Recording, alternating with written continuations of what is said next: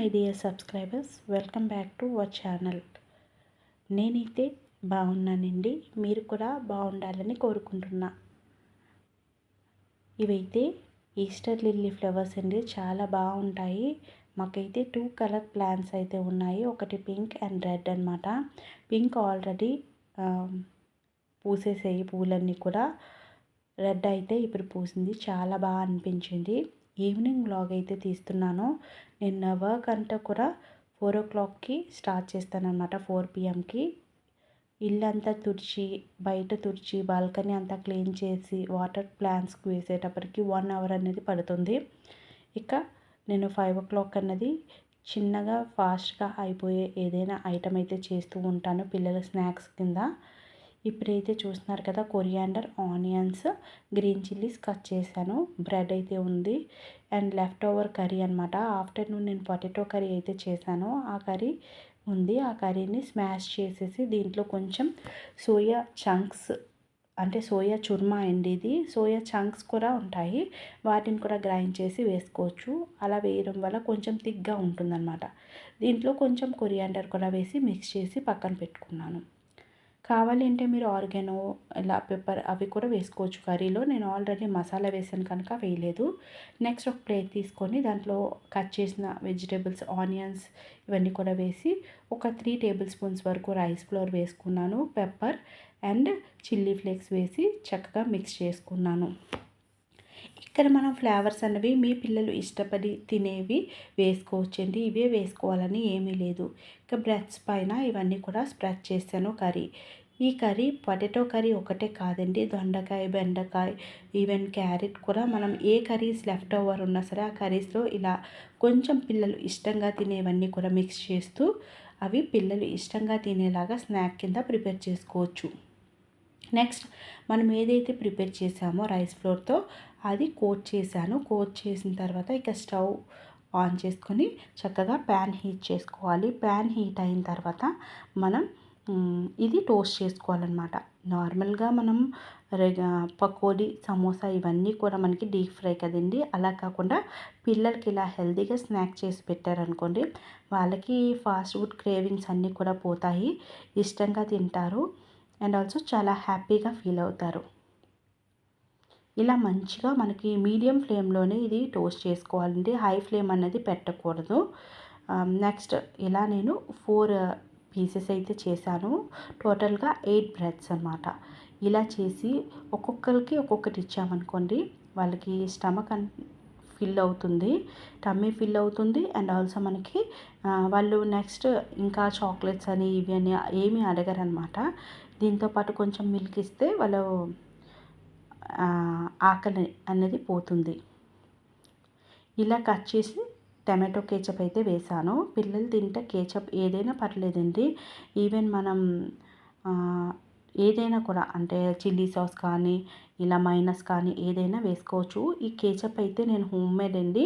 Yearly వన్సే చేస్తాను. Tomatoes ఎక్కువగా మనకి ఉన్నప్పుడు నేను కేచప్ అయితే ప్రిపేర్ చేసుకుంటాను.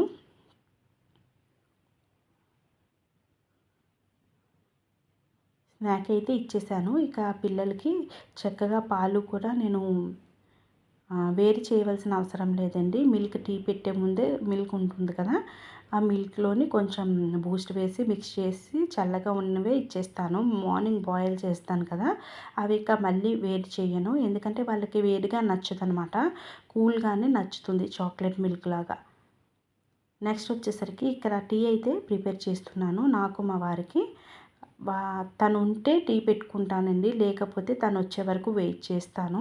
తను ఎప్పుడు వస్తే అప్పుడే నేనైతే టీ తాగుతానమాట, లేకపోతే ఇక టీ అయితే పెట్టను. టీ అయితే ప్రిపేర్ అయిపోయింది. నాకు టీ పెట్టడానికి దగ్గర దగ్గర పావుగంట పడుతుందండి. చాలా బాగా మరగాలన్నమాట. నాకు అంటే స్ట్రాంగ్ అంటారు కదా, స్ట్రాంగ్గా ఉండాలి. షుగర్ తక్కువైనా పర్వాలేదు కానీ స్ట్రాంగ్నెస్ అన్నది తగ్గకూడదు. అందులో రైనీ సీజన్ కదండి, కొంచెం టీ క్రేవింగ్ ఎక్కువగానే ఉంటుంది. టీ తాగాలి అనిపిస్తూ ఉంటుంది. అయినా సరే నేను ఎక్కువగా తాగకూడదు కదా అని అలాగా తాగనమాట. నెక్స్ట్ వచ్చేసరికి ఇక్కడ రైస్ అయితే పెడుతున్నానండి. ఇప్పుడు టైం వచ్చేసరికి 8 o'clock అయిపోయింది. ఏంటంటే మా వారు ఈరోజు ఫ్రైడే అండి. ఫ్రైడే ఇక్కడ మార్కెట్ అవుతుంది. మా వారు ఈవినింగ్ తెచ్చేసారు మార్కెట్. 5:30కి 6 కల్లా తెచ్చారు. కానీ నేను అవన్నీ కూడా పెట్టలేదనమాట. ఇప్పుడు 8:00 ఏంటంటే నేను కొంచెం చిన్న వర్క్ చేస్తానండి. ఏంటంటే ట్యూషన్స్ అయితే చెప్తాను. ట్యూషన్స్ అయిపోయిన తర్వాత నేను ఇవన్నీ కూడా పెట్టుకుంటున్నాననమాట. వెజిటేబుల్స్ ఇవన్నీ కూడా ఎక్కడవక్కడైతే పెట్టేసుకుంటాను. ఇవన్నీ క్లీన్ చేయలేనిదే పెట్టాననమాట. ఇది నాకు ఎంత నైట్ అయినా సరే ఈరోజు అంటే నైట్ అవుతుందంటే ఇవన్నీ క్లీన్ చేసి పెట్టేటప్పటికి నాకు చాలా టైం టేకెన్ అండి. కానీ ఒక్కసారి ఎప్పుడైతే అరేంజ్ చేసుకొని పెట్టుకున్నానో ఇక డైలీ కూడా నాకు ప్రాబ్లం ఉండదన్నమాట. ఎక్కడ ఏమున్నాయో అన్నీ కూడా నీట్గా ఉంటాయి. నాకు బయట ఉంచాను అనుకోండి, అనవసరంగా అంత డబ్బులు పెట్టుకున్న వెజిటేబుల్స్ అన్నీ కూడా స్పాయిల్ అయిపోతాయి. అందుకని నీట్గా నేను వేటి కంటైనర్లో వాటిని వేసుకుంటాను. నియర్లీ 4 కేజెస్ అండి ఆనియన్స్ అయితే, పొటాటోస్ అయితే 2 కేజెస్. పిల్లలు ఎక్కువగా స్నాక్స్ కోసం అయితే పొటాటోస్ అయితే తెప్పిస్తూ ఉంటాను. కర్రీ చాలా తక్కువగా చేస్తూ ఉంటానండి. పొటాటోస్తోని ఎక్కువగా స్నాక్సే ప్రిపేర్ చేస్తూ ఉంటాను. ఇంకా కర్రీ లీవ్స్ కానీ అన్నీ కూడా నేను కొంచెం వాష్ చేసేసి కిచెన్ టవల్స్ ఉంటాయి కదా, వాటిపైన డ్రై చేసేసి ఈ గ్రీన్ చిల్లీస్ అన్నీ కూడా తుడిచేసానండి. తుడిచేసి వేటి బాక్సెస్లో వాటిని వేసేస్తున్నాను. ఎప్పుడూ ఒకే బాక్సెస్‌లో వేస్తాం కనుక అది నాకు ఏమనిపించదండి. ఎందుకంటే అవి అయిపోయిన తర్వాత సేమ్ బాక్స్‌లోనే నేను మళ్ళీ వాష్ చేసి ఆ వెజిటేబుల్ అనేది వేస్తూ ఉంటాను. ఇక్కడ పైనాపిల్స్ మా వారు మళ్ళీ తెచ్చారు కదా! ఇక ఫ్రిడ్జ్‌లో ఉన్న ఫ్రూట్స్ వేస్ట్ కదా! అందువల్ల నేను వాటినైతే ఫ్రెష్‌గా ఉండవు కదా! అందుకనేసి నేను జ్యూస్ అయితే చేసేస్తున్నానండి. మళ్ళీ ఇప్పుడు మనం వీటిని కానీ కన్జ్యూమ్ చేయలేదనుకోండి అవి మళ్ళీ వేస్ట్ అయిపోతాయి. అందుకని ఈ పైనాపిల్ అంతా ఒకటుంది. దాన్నంతా కూడా జ్యూస్ అయితే చేస్తున్నాను. నేను పిల్లలకి ఎక్కువగా ఐస్ క్యూబ్స్, కూలింగ్ కానీ, షుగర్ కానీ ఇటువంటివన్నీ కూడా కొంచెం తగ్గిస్తానండి. నార్మల్‌గా కొంచెం న్యాచురల్‌గా ఉన్నవే పెడుతూ ఉంటాను. అలా అని బయట ఫుడ్ తినమని కాదు, కొంచెం తగ్గిస్తూ ఉంటానన్నమాట. ఇంకా షుగర్ కూడా తక్కువ వేస్తాను.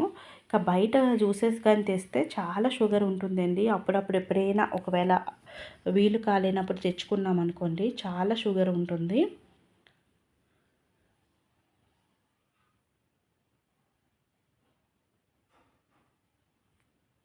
ఇక ఇది బ్లెండ్ చేస్తే మనకి జ్యూస్ అయితే కంప్లీట్ అయిపోతుంది. రైస్ అయితే ప్రిపేర్ చేసేసాను కదండీ! రైస్ అయితే పెట్టేశాను. ఇక కర్రీ వచ్చేసరికి నేను ఇందాక 4:00కి పనులు చేస్తున్నప్పుడే కర్రీ అయితే చేశానండి. కొంచెం గోంగూర ఉంది. అది ఇక కంటైనర్స్ అన్నీ కూడా క్లీన్ చేసి పెట్టుకుంటాననమాట. వెజిటేబుల్స్ వస్తాయి అనేటప్పటికి ఈరోజు మధ్యాహ్నం అంతా అదే పని. కానీ షూట్ అయితే చేయలేదు.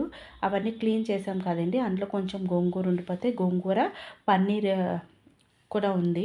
పన్నీర్ కూడా తురిమేసి ఆ 2 కూడా ప్రిపేర్ చేశాననమాట. చాలా బావుంటుంది కర్రీ. నెక్స్ట్ టైం ఎప్పుడైనా కావాలి అంటే షేర్ చేస్తానులెండి. అది ఉంది కర్రీ. దాంతో పాటు ఇక రైస్ ఉంది. ఇక జ్యూస్ అయితే ప్రిపేర్ చేస్తున్నాను.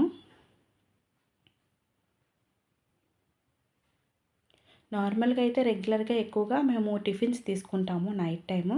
కానీ ఈరోజు ఇంకా ఆ కర్రీ ఉంది కదా! చపాతీ చేద్దామంటే గోంగూర వేడి కదా అని చెప్పేసి ఇక నేనైతే రైస్ అయితే ప్రిపేర్ చేసేసాను. అండ్ ఆల్సో ఈ వర్క్ అంతా ఉంది కదా! చపాతీ కొంచెం టైం టేకెన్ అండి. రైస్ అయితే మనం కుక్కర్‌లో పెడితే అప్పటికప్పుడే ఫాస్ట్‌గా అయిపోతుంది. ఇక మనకి పని అనేది తగ్గుతుందనమాట. ఇలా కొంచెం హడావిడిగా ఉన్నప్పుడు నేను అలాంటి రెసిపీస్ రైస్ అనేది సింపుల్‌గా అయిపోయేవి కిచిడి అని అటువంటివి ప్రిపేర్ చేస్తూ ఉంటానండి. ఇక మా వారికైతే ఇచ్చేస్తున్నాను. ఈవినింగ్ స్నాక్ తిన్నాం గనుక అంత మాకు హంగ్రీ అనిపించలేదు. అందువల్ల తక్కువ తక్కువ రైసెస్ అందరూ కూడా కొంచెం కొంచెంగా తీసేసుకున్నాము.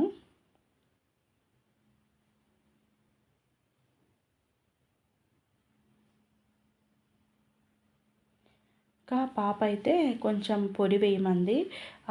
పొడి కారప్పొడి వేసి కొంచెం అయితే ఆయిల్ అయితే వేశాను. ఇంకా నెయ్యి తీయడానికి కూడా టైం లేదండి. ఇక ఎందుకంటే ఆ వెజిటేబుల్స్ అక్కడ ఉన్నాయి కానీ నా మతంతా పోయిందనమాట. ఏదైనా వర్క్ ఉంది అంటే అది అయ్యే వరకు నాకైతే నిద్ర పట్టదు. అందువల్ల అందరికి కూడా రైస్ పెట్టేసి నేను తినేసి ఇవన్నీ సింక్‌లో వేసి క్లీన్ ఒకటి చేయాలి. ఇక ఇల్లంతా కూడా క్లీన్ చేయాలి. వెజిటేబుల్స్ అన్నీ సర్దాలి. ఎలా లేదన్నా ఈరోజైతే నాకు 11:00 అయితే అయిపోతుంది. ఎందుకంటే ఇవన్నీ కూడా వాష్ చేసి అక్కడ నేను పెట్టానండి. వాష్ చేసి మళ్ళీ తడి ఆరేలాగా తుడుచుకొని పెట్టాలన్నమాట. ఇవన్నీ నేను ముందుగానే తీసి చక్కగా వాష్ చేసుకున్నాను. చేసేసుకొని అవన్నీ అక్కడ పెట్టేశాను. లేకపోతే జింజర్ అంతా కూడా మట్టి మట్టితో వచ్చింది. ఇవన్నీ ఆరితే కానీ లేకపోతే వెజిటేబుల్స్ అన్నీ కూడా స్పాయిల్ అయిపోతాయి అన్నమాట. అన్నీ బాగానే అనిపించాయండి. కొత్తిమీర, తోటకూర అన్నీ కూడా బాగానే ఉన్నాయి. ఓన్లీ స్పినాచ్ మాత్రం అంతలా అనిపించలేదు. అది తొందరగా పాడైపోయేలా ఉంది స్పినాచ్. అది ఫాస్ట్‌గానే నేను కుక్ చేసుకోవాలి. కానీ స్పినాచ్ మనకి పకోడీ కానీ అన్నిట్లికి కూడా రెసిపీస్‌కి చాలా బాగుంటుంది. అదే ఎక్కువగా తెప్పిస్తూ ఉంటాను. నేను ఎక్కువగా గోంగూర, స్పినాచ్ తెప్పిస్తూ ఉంటానన్నమాట. లీఫీ వెజిటేబుల్స్ అయితే పిల్లలకి బాగా అలవాటు చేశానండి. వాళ్ళు ఇష్టంగానే తింటారు. ఈవెన్ మిగిలిపోయినా సరే అవి ఏదో బ్యాటర్‌లో వేసి ఏదో స్నాక్ కింద ప్రిపేర్ చేస్తాను. టమాటోస్ అయితే ఔట్ సైడే పెట్టాను. అండ్ ఆల్సో బీట్రూట్స్ కూడా ఔట్ సైడే పెట్టాను. ఎందుకంటే బీట్రూట్స్ మనం తొందరగా వాడేస్తాను నేను. టమాటోస్ అయితే మనకి ఒక 3 డేస్ అలా వస్తాయండి. తర్వాత మళ్ళీ తెప్పిస్తాము. రెడ్డిష్ కలర్‌లో అయితే మనకి కర్రీ చాలా మంచి కలర్‌లో టేస్ట్‌గా ఉంటుందన్నమాట. ఇవన్నీ కూడా నేను ఇక ఫ్రిడ్జ్‌లో అయితే పెట్టేస్తాను. ఇది నేను ఆఫ్టర్ డిన్నర్ చేసిన తర్వాత అందరూ పడుకున్న తర్వాత నేనైతే ఈ వర్క్ అంతా కూడా చేసుకుంటున్నాను. ఈ వర్క్ అంతా కూడా చేసేటప్పుడు పాకెట్ ఎఫ్ఎం ఏదో స్టోరీస్ అవి ఉంటాయి కదండీ! రంగీలా అటువంటివి. ఆ స్టోరీస్ ఏమన్నా కూడా నేను వింటూ అయితే వర్క్ చేసుకుంటాను. లేదా మోటివేషనల్ సాంగ్స్ కానీ, డివోషనల్ సాంగ్స్ కానీ ఇటువంటివి ఏమన్నా వింటూ వర్క్స్ అయితే చేసుకుంటాను. లేకపోతే కొంచెం ఏదోలా అనిపిస్తూ ఉంటుంది.